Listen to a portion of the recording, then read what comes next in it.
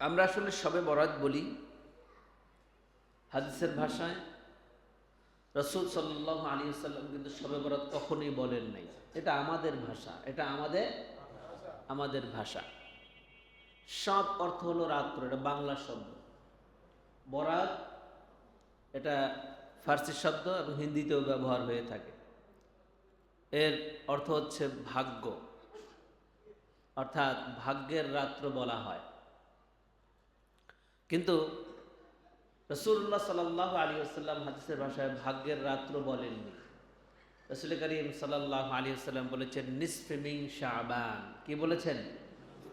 নিসফে শাবান, অর্থাৎ হচ্ছে শাবান মাসের অর্ধ রজনী। আলহামদুলিল্লাহ। এই রাত্রকে কেন্দ্র করে কোরআনুল কারীমে সরাসরি কোনো আয়াতে কারিমা পাওয়া যায় না। আমাদের মাঝে কিছু কিছু ব্যক্তিবর্গ আছে, তারা এ রাত্রের অস্তিত্ব নাই বলেই তারা প্রকাশ করে থাকে। কিন্তু রাসূলুল্লাহ সাল্লাল্লাহু আলাইহি ওয়াসাল্লামের হাদিস অনুপাতে, রাসূলুল্লাহ সাল্লাল্লাহু আলাইহি ওয়াসাল্লামের হাদিস অনুপাতে সরাসরি অকাট্যভাবে এ রাত্রের আমরা প্রমাণ পেয়েছি। বলেন আলহামদুলিল্লাহ। আল্লাহ রাসূল সাল্লাল্লাহু আলাইহি ওয়াসাল্লাম বলেন, ইন্নাল্লাহা লা ইয়াত্তালিউ ফি লাইলাতিন নিসফি মিন শাবান ফায়াগফির লিজামিই খালকিহি ইল্লা আল মুশরিক আও মুশাহিদ। আল্লাহ রাসূল সাল্লাল্লাহু আলাইহি ওয়াসাল্লাম সরাসরি বলেছেন, আল্লাহ পাকের দেয়া যত দিন রয়েছে, যত রাত্র রয়েছে, এর মধ্যে একটা রাত্র হলো লাইলাতুন নিসফি মিন শাবান, শাবান মাসের অর্ধেক রজনী। আলহামদুলিল্লাহ। বলেন শাবান মাসের অর্ধেক রজনী। লায়াত্তালিউ, এই রাত্রে ফেরেশতারা মানুষের আমল নামাকে তুলে ধরেন। আমল নামাকে কি করেন? কার কাছে? আল্লাহর কাছে। আল্লাহ পাকের কাছে মানুষের আমল নামাকে এই রাত্রে ফেরেশতারা তুলে ধরেন। ফায়াগফির লিজামিই খালকিহি ইল্লা আল মুশরিক আও মুশাহিদ। আল্লাহ রাসূল সাল্লাল্লাহু আলাইহি ওয়াসাল্লাম বলেন, আল্লাহ তাআলা এই রাত্রে বিশাল জামাত একটা মানুষকে মাফ করে দেন।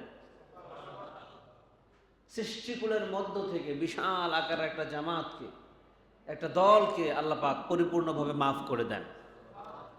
ইল্লাল মুশরিক আও মুশাহিদ, শুধুমাত্র দুইজন ব্যক্তি ব্যতীত। কয়জন ব্যতীত? দুইজন। এর আলোচনা আমরা ইতিপূর্বে করেছি, আপনারা শুনেছেন। আমরা নতুনত্ব আনার চেষ্টা করব, যেগুলো আমরা কম জানি এগুলো বিষয়ে জানার চেষ্টা করব ইনশাআল্লাহ। বলি সবাই, দুই শ্রেণীর মানুষকে মাফ করবেন না, আর বাকি সবাইকে মাফ করে দিবেন। সেই দুই শ্রেণী কারা মনে আছে আপনাদের? বলেন তো। ইল্লাল মুশরিক, মুশরিক ব্যতীত, আও মুশাহিন, যে হিংসুক, নিজের ভাইয়ের সাথে হিংসা করে। আছে না নাই? আমাদের এই আশুলিয়াতে মনে হয় নাই যে ভাইয়ের প্রতি হিংসা করে, এমন লোক নাই মনে হয়। এখানেও আছে। আল্লাহ তাআলা বারবার এই কথাটাই বলছে, বারবার এই কথাটাই বলছেন, সাবধান, নিজের ভাইয়ের প্রতি তোমরা হিংসা করো না। আমরা যতটুকু পেরেছি খবর নিয়ে দেখেছি যে বর্তমান সময়ে যত মারামারি হয়, কাটাকাটি হয়, ঝগড়া ফাসাদ হয়, মামলা হয়, মোকদ্দমা হয়, ম্যাক্সিমাম হয় ভাইয়ে ভাইয়ের যুদ্ধের কারণে, ভাইয়ে ভাইয়ের হিংসামির কারণে, একজন আরেকজনের প্রতি ঔদ্ধত্যপূর্ণ আচরণের কারণে এই ধরনের সমস্যাগুলোর সৃষ্টি হয়। একজন মুসল্লি বেশ কিছুদিন আগে আমার কাছে এসে বলছে, হুজুর, এই পৃথিবীতে যদি কেউ আমার শত্রু থেকে থাকে সেটা হচ্ছে আমার আপন মায়ের পেটের ভাই। নাউজুবিল্লাহ বলবেন না?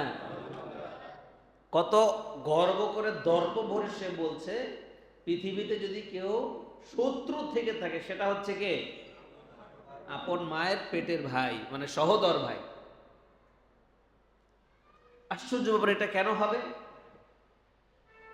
আল্লাহ রাসূল সাল্লাল্লাহু আলাইহি ওয়াসাল্লাম এই বিষয়টি নিয়ে বারবার আমাদের সামনে আলোকপাত করেছেন। এবং আল্লাহ রাব্বুল আলামিন কোরআনুল কারীমেও বারবার বলেছেন, না তোমরা ভাই ভাই ঝগড়া ফাসাদ করো না, ভাই ভাইকে হিংসা করো না। তোমরা নিজেরা যখন হিংসায় নিমজ্জিত হয়ে যাও, তখন তৃতীয় পক্ষ এসে সুযোগ নিয়ে তোমাদেরকে ধ্বংস করে ফেলে। কথা বলেন ঠিক কিনা? ভাইয়ে ভাইয়ে যুদ্ধ হলো,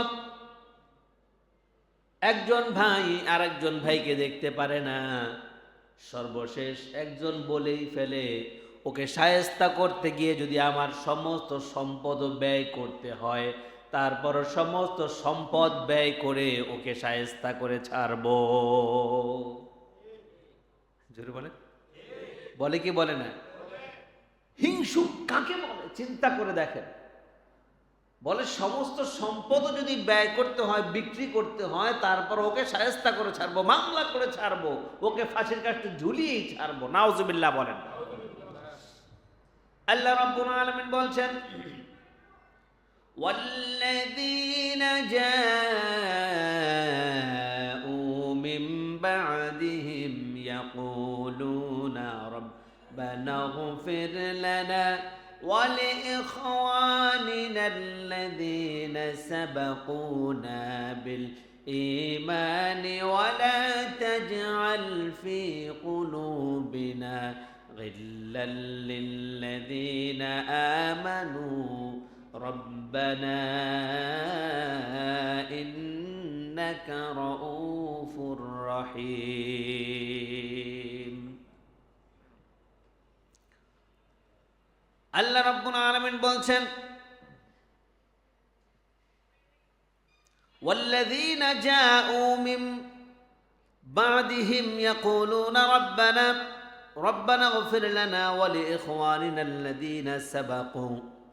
আল্লাহ তাআলা বলছেন, এই সম্পদ তাদের জন্য যারা অগ্রবর্তীদের পরে ইসলামের ছায়া তলে এসেছে, অর্থাৎ পূর্বে যেই সমস্ত লোকগুলো ছিল, ওই লোকগুলো এক সময় তারা ইসলামের ছায়া তলে এসেছে। আর এই সমস্ত ব্যক্তিরা আল্লাহর কাছে হাত উঠিয়ে মোনাজাত করে বলেছে, কি বলেছে? রব্বানা ইগফির লানা, হে আমাদের রব, আমাদেরকে আপনি মাফ করে দেন। ওয়া লিইখওয়ানিনা আল্লাযীনা সাবাকুনা বিল ঈমান, এবং তারা বলছেন, এবং আমাদের ভাইদেরকে আপনি ক্ষমা করে দেন। ঈমান আনার ক্ষেত্রে এই সমস্ত ব্যক্তিরাই অগ্রবর্তী হয়েছে, এরাই হচ্ছে প্রকৃত মুমিন। নিজেরা সংশোধিত হয়েছে, নিজেরা সংশোধিত হয়ে আল্লাহর কাছে প্রার্থনা করে, আল্লাহ আমাদেরকে মাফ করে দেন। এবং আমার যে ভাই আছে, আমার আপন ভাই আছে, আমার কাজিন আছে, আমার রিলেটিভ আছে, আমার ইসলামের ভাইয়েরা আছে, যত ভাই আছে, আল্লাহ এই ভাইদেরকেও আপনি মাফ করে দেন। এই ভাইদের সম্বন্ধে আমাদের অন্তরের মধ্যে আপনি কোনো হিংসা রাখেন না। এটাই হচ্ছে মুমিনের কথা। কথা বলেন ঠিক কিনা? এটা কার কথা? নিজের জন্য দোয়া করবে, নিজের ভাইয়ের জন্য দোয়া করবে। আর আমাদের আচরণের উল্টা হয়ে দাঁড়িয়েছে। আমরা উল্টা পারলে বদদুয়া তো দেই, পারলে ওকে দুনিয়া থেকে ধ্বংস করে দেই, ওর কারণে আমার এত ক্ষতি হয়েছে। কথা বলেন ঠিক কিনা? আমি একটা কথা বলবো আমার প্রাণের ভাইয়েরা, ভাই আপনার যত বড় শত্রুই হোক না কেন, ভাইকে আপনি যত অপছন্দই করেন না কেন, আপনি যখন মারা যাবেন ওই ভাইটাই কিন্তু সবার আগে আপনার কাছে ছুটে আসবে। কথা বলেন ঠিক কিনা? ওই ভাইটাই এসে আপনার খাঁচিয়া নেবে, ওই ভাইটাই এসে আপনার কবর খনন করবে। সুতরাং আল্লাহ রাব্বুল আলামিন নিষেধ করেছেন, তোমাদের এই আপন সম্পর্ক কখনো তোমরা নষ্ট করে দিও না। কার কথা? বন্ধুকে আপনি যত ভালোবাসেন, বন্ধু আপনার যত উপকার করুক না কেন, এক সময় স্বার্থের টানে বন্ধু আপনার কাছে আসবে না। ঠিক কিনা কোন? মরে গিয়েছেন, আর ওর কাছে গিয়ে লাভ কি? আর চা খাওয়া যাবে না, ফাও ফাও। ওর কাছে গিয়ে লাভ কি? আর তো চাইনিজ খাওয়াতে পারবে না। ওর কাছে গিয়ে লাভ কি? কিছুই তো আর দিতে পারবে না, ও শেষ। কিন্তু আপন ভাই যে, তার রক্তে টান লাগবে, কলিজায় চিপ লাগবে। আমার আপন ভাই চলে গেছে, যতই শত্রুতা থাকুক না কেন, সেই সবার আগে আপনার কাছে ছুটে আসবে।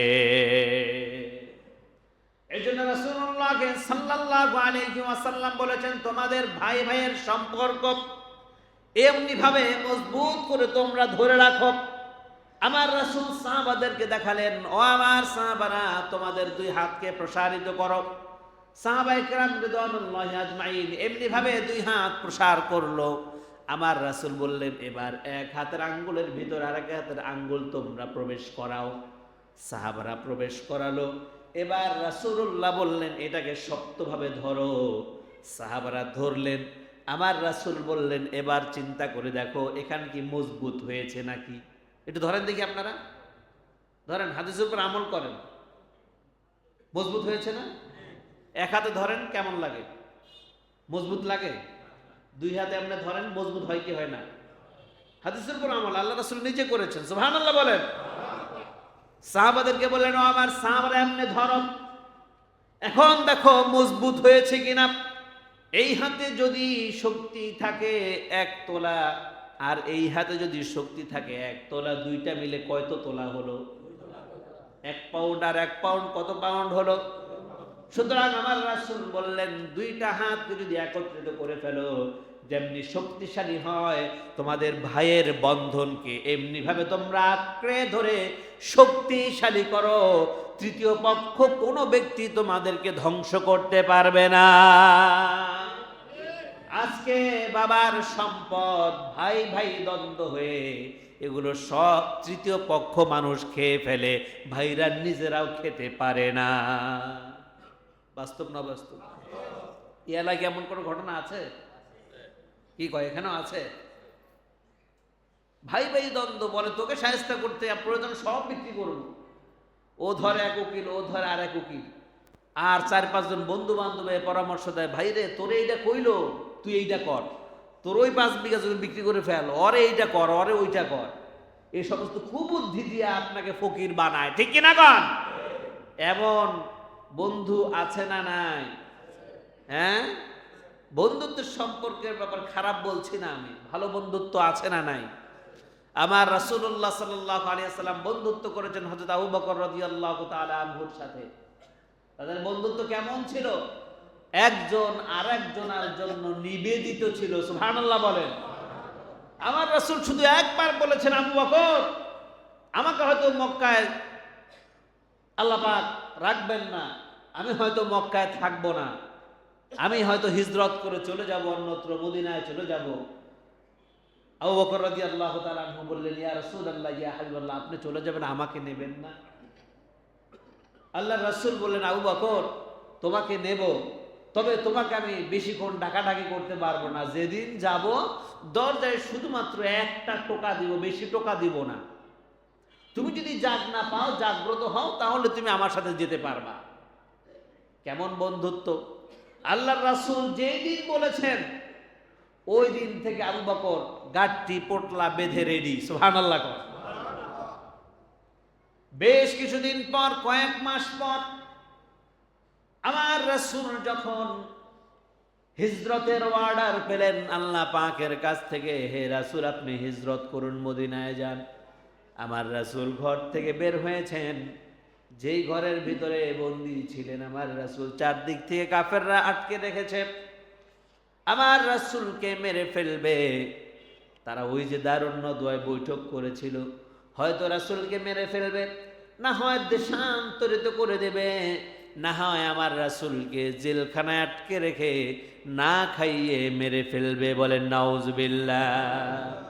তারা বৈঠক করার পর রাত্রি বেলায় এসে রাসূলুল্লাহ সাল্লাল্লাহু আলাইহি ওয়াসাল্লাম যেই ঘরের ভিতরে বসা, ওই ঘরটার চতুর্দিকে তারা বেষ্টন করে রেখেছে, রাসূলুল্লাহ যেন বের হতে না পারে, বের হলেই তাকে মেরে ফেলবে। নাউজুবিল্লাহ বলেন। ঘরে আলী, আল্লাহর রাসূল আলীকে বিছানায় শোয়ায় দিয়া বলেন, আলী রে, আমার বিছানায় ওই যে গচ্ছিত সম্পদ তোমার কাছে রেখে দিলাম, এই সম্পদগুলি কাফেরদের মাঝে তুমি বন্টন করে দিও। হযরত আলী বলল, ইয়া রাসূলুল্লাহ, ইয়া হাবিবাল্লাহ, আপনার বিছানায় আমি শুয়ে থাকবো, কোনো সমস্যা নাই। কাফেররা যদি আমাকে মুহাম্মদ মনে করে আমাকে দ্বিখণ্ডিত করে ফেলে, ইয়া রাসূলুল্লাহ, ইয়া হাবিবাল্লাহ, আমার কোনো এতে ভয় নাই। সুবহানাল্লাহ। আল্লাহর রাসূল বললেন, আমার বিছানায় তুমি শুয়ে থাকবা, শত্রুরা ঘরের চারদিকে আছে, তোমাকে মেরে ফেলতে পারে। আলী বলল, ইয়া রাসূলুল্লাহ, ইয়া হাবিবাল্লাহ, আমাকে মেরে ফেলুক, আমার কোনো সমস্যা নাই। আমাকে মেরে ফেললেও আমি বলতে পারবো হাসরের ময়দানে আমার বন্ধু মুহাম্মদকে আমি সহযোগিতা করেছিলাম। আমাকে মেরে ফেললেও আমি কিয়ামতে বলতে পারবো আমার বন্ধু মুহাম্মদের জন্য আমি নিজেকে শেষ করে দিয়েছি, তারপর মুহাম্মদকে আমি উপকার করেছি। সুবহানাল্লাহ। আমার রাসূল ঘর থেকে বের হলেন, বের হয়ে আস্তে করে তাকায় দেখেন চতুর্দিকে ওই কাফেরদের সৈন্যরা বেষ্টন করে আছে। ঘর থেকে বের হলেই তাকে মেরে ফেলবে, কতল করবে। আল্লাহ রাব্বুল আলামিন রাসূলুল্লাহ সাল্লাল্লাহু আলাইহি ওয়াসাল্লামকে বললেন, হে রাসূল, আপনি এক মুষ্টি বালু নেন। কি নেন? এক মুষ্টি বালু নেন। আল্লাহর রাসূল হাতে নিলেন। আল্লাহ তাআলা বললেন, এই বালুগুলোকে আপনি ছিটায় দেন। আল্লাহর নবী বললেন, এই বালুগুলো আমি ছিটায় দিব। ছিটায় দিলে কি হবে? আল্লাহ তাআলা বললেন, ছিটায় দেওয়ার দায়িত্ব আর এই বালুগুলাকে ওই সৈন্যদের চোখে পৌঁছে দেওয়ার দায়িত্ব আমি নিয়ে নিলাম। আল্লাহ পাক রাসূলুল্লাহ সাল্লাল্লাহু আলাইহি ওয়াসাল্লামকে দোয়া শিখায় দিলেন, আপনি এটা পাঠ করেন আর বালুগুলোকে ছিটায় দেন। ওমা রামাইতা ইয রামাইতা ওয়ালাকিন্নাল্লাহ রামা।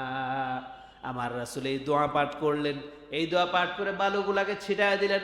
আল্লাহ তাআলা হাওয়াকে বললেন, হাওয়া রে, এই বালুর কণা যেন একটাও নিচে না পড়তে পারে, প্রত্যেকটা বালু কণাকে প্রত্যেক সৈন্যের চোখের ভিতরে পৌঁছায়া দাও। বালুগুলা বাতাসে উড়ে গিয়ে সৈন্যদের চোখে ঢুকে গেল। আর সৈন্যরা চোখ কসলাতে শুরু করলো, কিরে কি হলো, বালু আসলো কোথা থেকে? আর আল্লাহ পাক বললেন, ও মুহাম্মদ, এবার আপনি ঘর থেকে বের হয়ে নিরাপদে আপনি প্রস্থান করুন। সবাই চোখ কসলাতে শুরু করলো, চোখে আর কিছু দেখে না। মুহাম্মদ সাল্লাল্লাহু আলাইহি ওয়াসাল্লাম ঘর থেকে বের হয়ে ধীরে সুস্থে হেঁটে চলে গেলেন। সুবহানাল্লাহ বলেন। আবু বকরের গৃহের সামনে গেলেন, দরজায় শুধুমাত্র একটা টোকা দিলেন। আবু বকর, ঘরে আছো নাকি? এতটুকুই বলেছেন। আমার রাসূল টোকা দিতে দেরি, আর আবু বকর গভীর রজনীতে বের হতে দেরি করে নাই। আল্লাহ রাসূল অবাক হয়ে গেলেন, ও আবু বকর, আজ থেকে বেশ কিছুদিন পূর্বে আমি তোমাকে বলেছিলাম আমি হিজরত করব, তোমার দরজায় একটা টোকা দিয়ে আমি চলে যাব। ও আবু বকর, যদি আজকে বলতাম আমি বুঝতাম যে তুমি আজকে আমার জন্য রেডি হয়ে আছো, প্রস্তুত হয়ে আছো। আমি তো অনেক দিন আগে বলেছি, এক টোকা দেওয়ার সাথে সাথে তুমি কিভাবে দরজা খুললা, কিভাবে তোমার গাট্টি নিয়ে পোটলা নিয়ে তুমি বের হলা। আবু বকর বলল, ইয়া রাসূলুল্লাহ, ইয়া হাবিবাল্লাহ, আপনি যেই দিন থেকে আমাকে বলেছেন আপনি হিজরত করবেন, আপনি মদিনায় চলে যাবেন, শুধুমাত্র একটা টোকা দিবেন আমার দরজায়। ইয়া রাসূলুল্লাহ, ইয়া হাবিবাল্লাহ, আল্লাহর কসম করে বলি, আল্লাহর কসম করে বলি, ওই দিন থেকে আমি আবু বকর রাতের বেলায় ঘুমাই না। সুবহানাল্লাহ। আমি আমার সব কিছু রেডি করে দরজার সাথে পিঠ লাগায় দাঁড়ায় দাঁড়ায় ঘুমাই। সুবহানাল্লাহ। দরজার সাথে পিঠ লাগিয়ে দাঁড়িয়ে দাঁড়িয়ে ঘুমাই। কখন যেন আমার নবী চলে আসে, আমাকে না পেয়ে একাই চলে যাবে। নবীজি না জানি মনে কত কষ্ট পাবে। এর জন্য ইয়া রাসূলুল্লাহ, ইয়া হাবিবাল্লাহ, আপনি বিন্দু মাত্র কষ্ট না পান, আপনি যাতে করে আমার প্রতি মনক্ষুণ্ণ না হন, আপনার সাথে যে আমার বন্ধুত্ব, এটাকে আমি টিকায় রাখতে চাই। আপনার সাথে আমার বন্ধুত্বকে আমি দীর্ঘায়িত করতে চাই, আপনার মুহাব্বতে আমি দাঁড়ায় থাকি। আর জোরে বলেন সুবহানাল্লাহ। এটা ছিল মুহাব্বত, এটাই ছিল বন্ধুত্ব।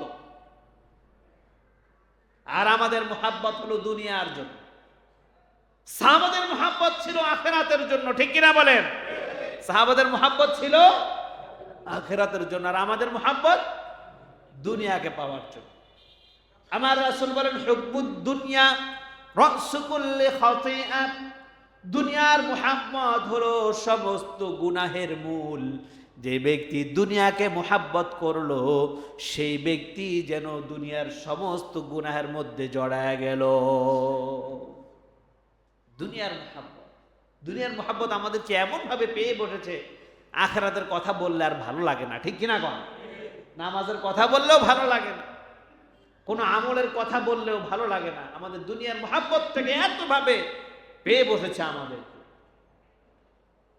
মাদ-দুনিয়া ফিল আখিরাহ ইল্লা মিথলু মা ইয়াজআলু আহাদুকুম উসবুআহু হাদিহি ওয়া আশারা ইয়াহইয়া বিস-সাবাবা ফিল ইয়াউমি ফালইয়ানজুর বিমা তারজি'। আমার রাসূল বললেন, দুনিয়াকে যে তোমরা মুহাব্বত করো, কোন হিসেবে মুহাব্বত করো? এই যে দুনিয়াতে আছো, কিঞ্চিত সময়ের জন্য আছো, এই নাই, তোমাদেরকে চলে যেতে হবে আখিরাতে। সুতরাং আখিরাতের তুলনায় দুনিয়ার জীবনটা সামান্য ব্যতীত আর কিছুই নয়। আমাদের শায়েররা বলে থাকেন, ওলামায়ে কেরাম বলে থাকেন, আখিরাতের তুলনায় দুনিয়া নাকি 2.5 মিনিটের দুনিয়া। দুনিয়ার জীবন 2.5 মিনিটের। আমি তো মনে করি 2.5 মিনিটও না, 1 সেকেন্ডও না। আমার কাছে মনে হয় 1 সেকেন্ডও নয়। এবং আল্লাহ রাসূল মিসাল নিজে দিয়েছেন।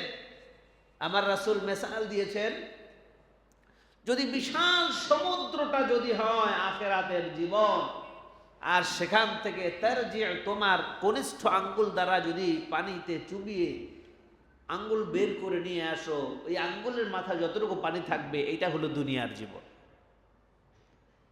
বিশাল আটলান্টিক মহাসাগর, প্রশান্ত মহাসাগর যদি হয় আখিরাতের জীবন, ওখান থেকে 1 ফোঁটা পানি আপনার আঙ্গুলের মাথায় চলে আসলো, এইটা যদি হয় দুনিয়ার জীবন। আচ্ছা আপনারা বলেন, তাহলে আখিরাতের জীবনের সাথে কি দুনিয়ার জীবনের কোনো তুলনা চলে? যদি বলে, কেউ যদি ওই আটলান্টিক মহাসাগর থেকে 1 কলস পানি চুরি করে নিয়ে আসে, 1 কলস পানি চুরি করে নিয়ে আসে, আটলান্টিক মহাসাগর কি বলতে পারবে যে আমার কাছ থেকে 1 কলস পানি নিয়ে গেছে? নাকি কমে যাবে অর্ধেক পানি? হ্যাঁ, সুবহানাল্লাহ বিহামদিহি। আমার রাসূল বলেন, দুনিয়ার জীবনের তুলনায় আখিরাতের জীবন হলো এতটুকু।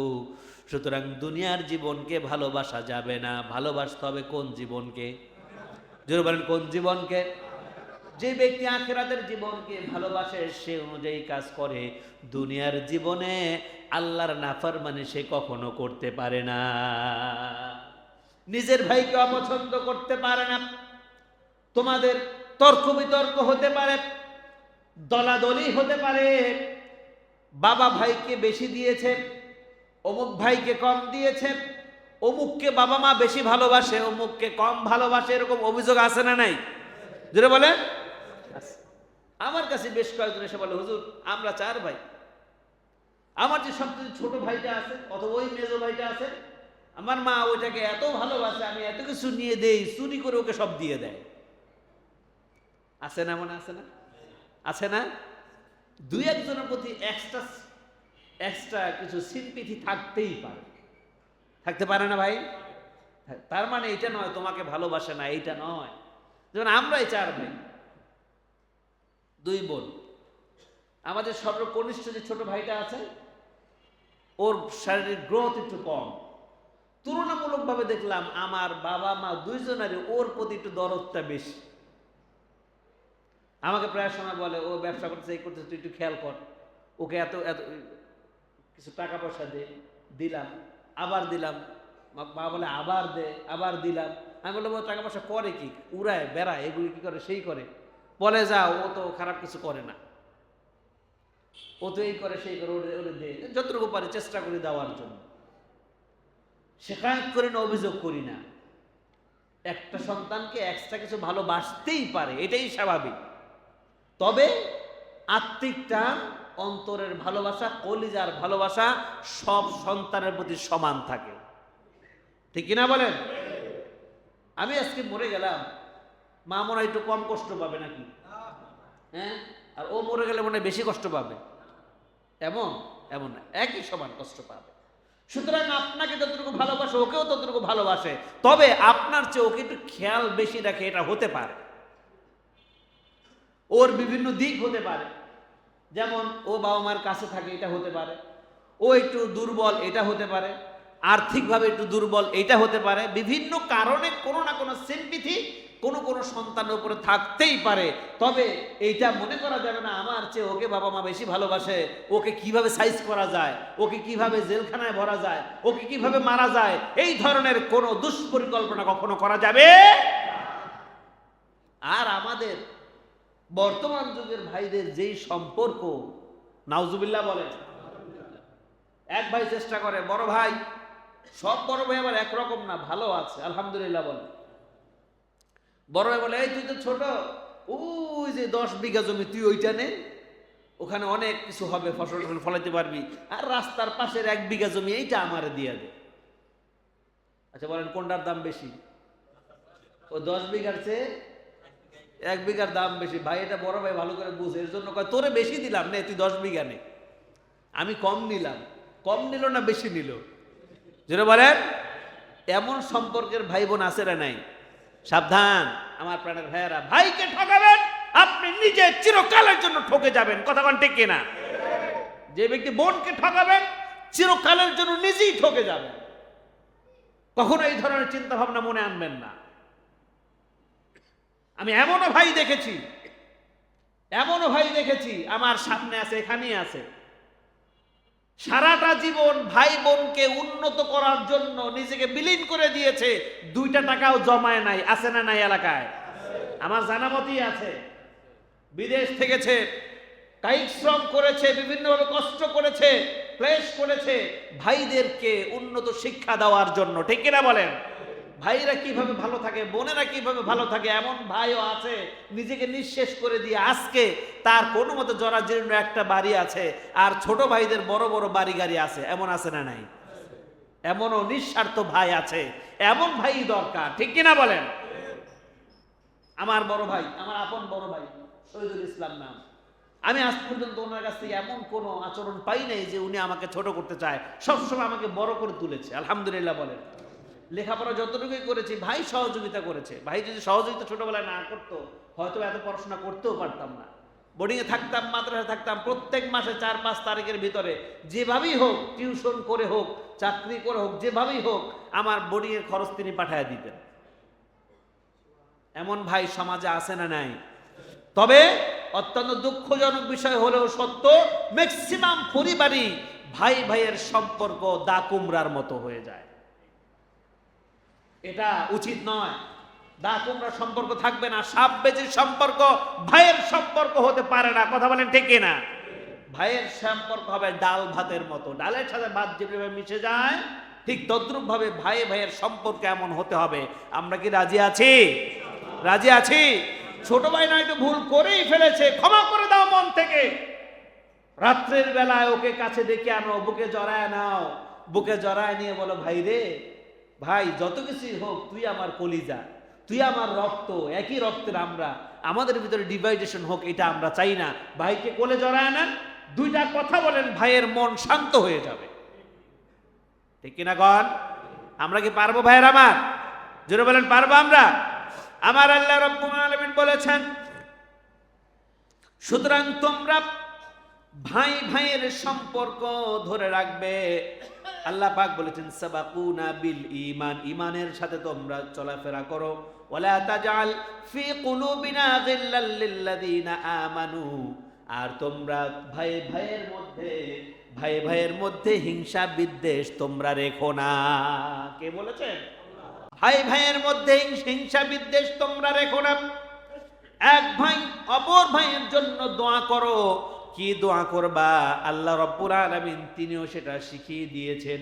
রব্বানা ইন্নাকা রাউফুর রহিম। ওই রব্বানা, ওই রব, ইন্নাকা নিশ্চয়ই তোমাদেরকে, রাউফুর রহিম সর্বোচ্চ সর্বোচ্চ করুণা দিয়ে সর্বোত্তম ভাবে তোমাদেরকে লালন পালন করবে। আর দোয়া করতে হবে রব্বানা গফির লানা ওয়া লিইখওয়ানিনা আল্লাযীনা সাবাকুনা বিল ঈমান। আয় আমাদের রব, ও আমার প্রতিপালক, আমার ভাইদের ব্যাপারে আমার অন্তরে ঈমান বাড়ায়া দেন, আর ভাইয়ের ব্যাপারে যেন আমার অন্তরে কোনো হিংসা না থাকে, আমরা যেন মিলেমিশে থাকতে পারি, সেই তৌফিক আমাদেরকে দান করে দেন। এই দোয়াকে আমরা করতে পারবো? যদি বলেন আমরা কি পারবো এই দোয়া করতে? সুতরাং আমার প্রাণের ভাইয়ারা, আমার রাসূলুল্লাহ সাল্লাল্লাহু আলাইহি ওয়াসাল্লাম বলেছেন, দুনিয়াতে ভাই ভাইয়ের সম্পর্ক যদি মজবুত থাকে, শয়তান সেখানে কোনোভাবে বিশৃঙ্খলতার সৃষ্টি করতে পারে না। আমাদের সমাজে বলে ভাই বড় ধন, রক্তের বাঁধন যদিও নষ্ট হয়, নারী হলো ক্ষতির কারণ। বলে কি বলে না? যদি বলেন হতেই পারে, ইট ইজ সিম্পল।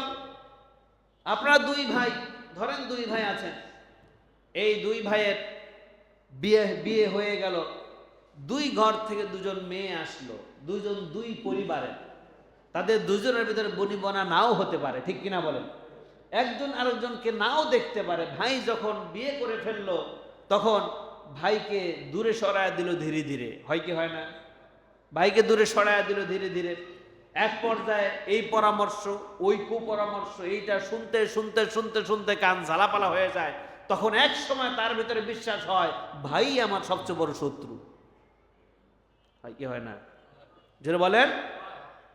সুতরাং যাকে বউ করে নিয়ে আসলেন, তাকে আপনি ভালো করে বুঝিয়ে দেন, শুরুতেই বলে দেন, দেখো আমাদের ভাই ভাইয়ের দ্বন্দ্বের ব্যাপারে তুমি কোনো কথা বলবে না, কুপরামর্শ কখনো দিবে না, উল্টা পাল্টা কখনো কথা বলবে না। আমার ভাই রক্তের বাঁধন, এই বাঁধন যেন ছিন্ন না হয়ে যায়, এই ব্যাপারে তুমি কোনো কথা বলবা না।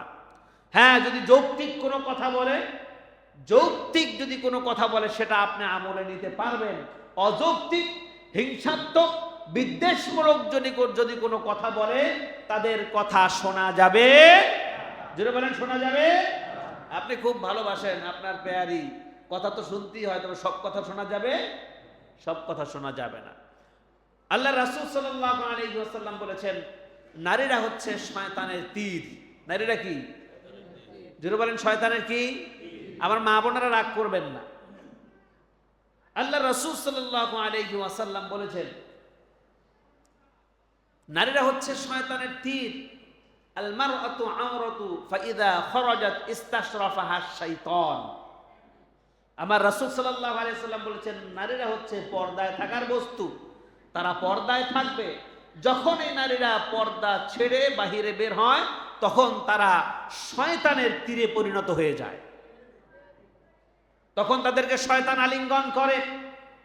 ভিন পুরুষের চোখে তাদেরকে শয়তান আকর্ষণীয় করে উপস্থাপন করে। ওই পুরুষদের চোখে শয়তান রঙিন চশমা লাগিয়ে দেয়। ফলশ্রুতিতে তারা ইফটিজিং করে, ধর্ষণের মতো দুর্ঘটনা ঘটিয়ে ফেলে। বলেন নাউজুবিল্লাহ। সুতরাং আমার রাসূল বলেছেন, এই নারীদের খপ্পর থেকে তোমাদের বাঁচতে হবে, খপ্পরে পড়া যাবে না। নারীদের মনটা নরম না গরম? যদি বলেন মনটা নরম থাকে না? আবার সব না, এই তসলিমা নাসরিন মার্কা যদি নারী থাকে, আমার মনে হয় ইটের চেয়েও শক্ত ওদের মন, ঠিক কিনা কন? আবার ওই যে স্বৈরাচার সরকার যেটা গেল, মনকে খুব নরম। যেটা বলেন, আরে মন নরম হয়ে গেলে আয়না ঘর তুই সৃষ্টি করলি কিভাবে? ঠিক কিনা কন? ডক্টর ইউনূস আয়না ঘর পরিদর্শন করতে গিয়েছেন, সেখানে স্টিলের চেয়ার পেলেন। এই স্টিলের চেয়ার মনে হয় খুব আরামায়েশের জন্য, নাকি কি জন্য স্টিলের চেয়ার বানিয়েছে? যেটা বলেন কি জন্য? মানুষদেরকে পশুর চেয়েও নিকৃষ্ট ভাবে সেখানে নির্যাতন করা হয়েছে। কথা বলেন ঠিক কিনা? ডক্টর ইউনূস বলেছে, আমি আয়না ঘর পরিদর্শন করেছি 2 থেকে 3টা। আমি দেখেছি গ্রামে গঞ্জে মুরগির খড়ও এত ছোট হয় না। এমন মনা নারী আমাদের সমাজে আছে না নাই? বলেন আছে না নাই? এদেরকে ধিক্কার জানাই, এদেরকে ধিক্কার জানাই। আল্লাহ উপযুক্ত শাস্তির ব্যবস্থা করুন। জোরে বলেন আমিন। সুতরাং যারা আয়না ঘরের নামে শারীরিক নির্যাতন দিয়ে মানুষকে কষ্ট দিয়েছে, হত্যা করেছে, এদের বিচার বাংলার জমিনে এক সময় কায়েম হবেই হবে ইনশাআল্লাহ। কথা বলেন ঠিক কিনা? আপনারা চান কি চান না? সুতরাং আমার প্রাণের বন্ধুরা, আমার প্রাণের ভাইয়েরা, যেটা বলছিলাম, নারীদের মন নরম, নারীদের মন নরম। সুতরাং যে কোন ধরনের কাতর কণ্ঠে তাদেরকে যদি আপনি একটু কথা বলেন, একটু সহজে প্রপোজ করেন, তাদের মনটা বিগলিত হয়ে যায়।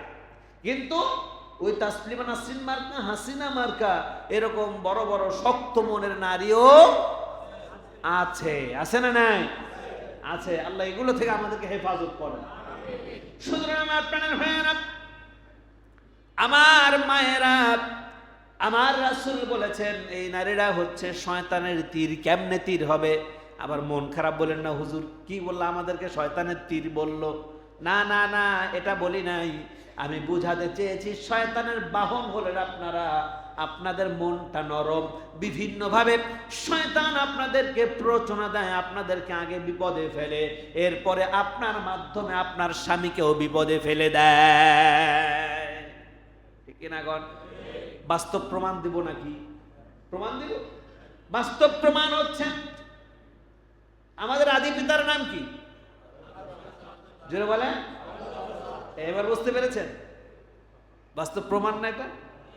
আল্লাহ নিষেধ করেছেন, লা তাকরাবা হাদিস শাজারা, সাবধান, ওই গাছের নিকটেও যাবে না। ফল খাওয়া তো দূরের কথা।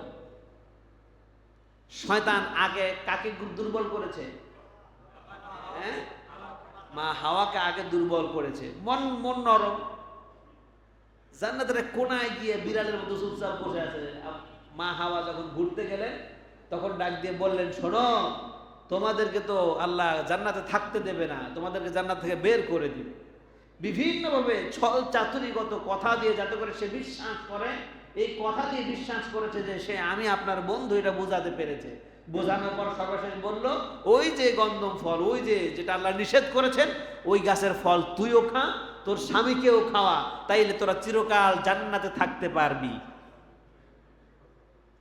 ঠিক না? আর আমাদের দেশেও তো এমন হয়েছিল না? এমন হয়েছে না আমাদের দেশে? অনেক হয়েছে, অনেক হয়েছে। সুতরাং মা হাওয়াকে যখন গ্রাস করে ফেললো, তার মাথায় কিলিবিলি শুরু হয়ে গেল, কিরে আমি জান্নাতে একা থাকবো কেন, আমার স্বামীকে আমি জান্নাতে রাখবো। নিয়ত কিন্তু ভালো, নিয়ত কিন্তু ভালো, স্বামীকেও জান্নাতে রাখবো, আমিও জান্নাতে থাকবো।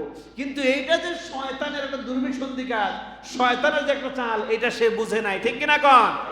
আমার মায়েরাও এমনি ভাবে মনে করে ভালো, আসলে ভালো নয়। এটা তার স্বামীর জন্য, ভাইয়ের জন্য, বাবার জন্য বড় ক্ষতিকর হয়ে দাঁড়ায়। এটা আমার মায়েরাও বুঝে না। কথা কন ঠিক কিনা? সুতরাং আমার প্রাণের ভাইয়েরা, আমার মায়েরা, নিজেদের সম্পর্ককে আরো মজবুত করতে হবে। আত্মীয়তার সম্পর্ক নষ্ট করা যাবে না। আমার রাসূল বলেছেন, আত্মীয়তার সম্পর্ক যে ব্যক্তি ছিন্ন করে, ওই ব্যক্তির জায়গা জান্নাতে হবে না। ওই ব্যক্তির জায়গা জান্নাতে হবে না। আপনি আজকে বড়লোক হয়ে গেছেন, এমপি হয়েছেন, মন্ত্রী হয়েছেন, আপনি ফ্যাক্টরির মালিক হয়েছেন, গার্মেন্টসের মালিক হয়েছেন, অমুক হয়েছেন, তমুক হয়েছেন, তো কি হয়েছে? আপনি এমন ভাব নিয়ে চলাফেরা করেন, আত্মীয় স্বজনকে আপনি গুণিনি না। আছে না নাই? আছে না নাই? ডাক দিল না দেখার ভান করে, না শোনার ভান করে চলে যায়। আছে না নাই? জোরে বলেন আছে না নাই? মনে রাখবেন, আপনি মারা গেলে এই আত্মীয় স্বজন আগে ছুটে আসবে আপনার কাছে। ঠিক কিনা বলেন? সুতরাং তাদেরকে গুরুত্ব দেওয়ার দরকার আছে না নাই? ভাব ধরার কোনো জায়গা নাই। কিসের ভাব ধরেন আপনি? 2 টাকার মালিক হয়েছেন তো কি হয়েছে? আজকে ফকির, আপনি কালকে কোটিপতি হতেও পারেন। আজকে কোটিপতি, আপনি কালকে বাটিপতিও হতে বাস্তব নমুনা তো উদাহরণ আমাদের সামনেই আছে। 1 ঘন্টা আগে সারা বাংলাদেশ যার কবজা, 1 ঘন্টা আগে কোটি কোটি বিলিয়ন ট্রিলিয়ন ডলারের মালিক ধানমন্ডি 32-এরও মালিক। দুপুর 1টা বাজলো, 1টার পরে আর মালিক কিসের? সব কিছু ফেলে রেখে খালি জুতা 1 জোড়া পায়ে দিয়ে কাপড় পাল্টানোর সময় পায় না, দুপুরে খাবারের সময় পায় না, চলে যেতে হয়েছে। সুতরাং আপনার কিসের এত বাহাদুরি? 2 টাকা হয়েছে, আপনি কিসের এত বাহাদুরি? আপনি অমুক ক্ষমতা পেয়েছেন, তমুক ক্ষমতা পেয়েছেন, এগুলো কোনো মূল্য নাই। মনে রাখবেন, অহংকারী জীবন, অহংকারের জীবনে হলো পতনের মূল। অহংকার রাখা যাবে না। কথা বলেন ঠিক কিনা? পারবো আমরা ইনশাআল্লাহ? ভাইয়ের সাথে কিসের আপনি অহংকার দেখা? এক ভাই ইনকাম করতে পারে না বেশি, আর আপনি ইনকাম করেন বেশি, অহংকার দেখায় মুরগি তার সামনে দিয়ে নিয়ে যান, গরু বস্তু কিনে তার সামনে দিয়ে নিয়ে যান, বড় বড় মাছ কিনে তার সামনে দিয়ে নিয়ে যান। আর ওই ভাইয়ের ছেলে মেয়েরা অপলক দৃষ্টিতে তাকিয়ে থাকে, আর বাবাকে বলে, বাবা কাকা তো অমুকটা কিনে নিয়ে গেছে, তুমি আনবা না? বাবা বলে, বারে বাবারে টাকা নাই, আমাদের টাকা হলে আমরা আনবো। এমন ঘটনা ঘটে কি ঘটে না? জোরে বলেন। সাবধান করে দিতে চাই আপনাদেরকে। আপনাদের এত দুঃসাহস কিভাবে হলো? আপনার এতিম ভাইয়ের সন্তান বসে আছে, তাদের সামনে দিয়ে বড় বড় মাছ, বড় বস্তু এগুলো নিয়ে যান, তাদেরকে দেন না, নিজেরা রান্না করে খান। আমার দেখা মতো বেশ কয়েকটা ফ্যামিলি আমি দেখেছি এমন, ইচ্ছা করে দেখা, গোস্ত রেঁধে দরজা খোলা রাখে যাতে করে ঘ্রাণটা তাদের ঘরে যায়, এক টুকরা দেয়ও না, আছে না নাই? অথচ আমার রাসূল সাল্লাল্লাহু আলাইহি ওয়াসাল্লাম যদি কোনোদিন ভালো কোনো তরকারি দিয়ে গোস্ত দিয়ে খেতেন, আশেপাশে যারা আছে সবাইকে দিয়ে খাওয়ার চেষ্টা করতেন। ঠিক কিনা বলেন? শুধু তাই নয়, আল্লাহ রাসূলের কাছে যদি কোনো ভালো কোনো খাবার হাদিয়া আসতো, আমার রাসূল একা খেতেন না, ওই রোডের পাশে গিয়ে দাঁড়ায় থাকতেন, দেখি কোনো মেহমান পাই কিনা, কোনো আত্মীয় পাই কিনা, তাদেরকে ডেকে তাদেরকে সাথে নিয়ে খেতেন। এবং যদি কোনো গোস্ত রান্না হতো, গোস্ত হাদিয়া আসতো, আমার রাসূল পোটলায় পুড়ে রাস্তায় গিয়ে দাঁড়িয়ে থাকতেন। খাদিজার বাড়ির কোনো মেহমান, খাদিজার বাড়ির কোনো লোকজন বা খাদিজার এলাকার যদি কোনো লোকজন পায়, তাদের হাতে দিয়ে দিব। আল্লাহ রাসূল তাদের বাড়িতে পাঠায় দিয়ে তারপরে নিজে খেতেন। আর তুমি কেমন স্বার্থপর, আজকে 2 কেজি গোস্ত এনেছো, একাই খাইয়া বসে আছো। বর্তমান সমাজে আমাদের এই যে ফ্ল্যাটিং সিস্টেম হওয়ার কারণে এইটা আরো বেশি হয়েছে। বিশাল বড় বিল্ডিং, একে ফ্ল্যাট, 40-50টা ফ্যামিলি, কারোর সাথে কারো যোগাযোগ নেই। এক ঘরে মারা গেছে, পাশের ঘর বলতেও পারে না, আছে না নাই? পাশের ফ্ল্যাটের লোক মারা গেছে, এর পাশের ফ্ল্যাটে একটা ডেক সেট বাজিয়ে গান শুনে নাচানাচি করতেছে। মনুষ্যত্ব বোধটা পর্যন্ত আমাদের হারিয়ে গেছে। এগুলো থেকে আমাদের ফিরে আসতে হবে। রাজি আছেন ইনশাআল্লাহ? গ্রামে গঞ্জে দেখেন কি সুন্দর সৌহার্দ্যবোধ, ভ্রাতৃত্ববোধ। এই বাসায় একটা অনুষ্ঠান হয়েছে, কোনো কিছু হয়েছে, সবাইকে বলে আপনারা একটু আসেন।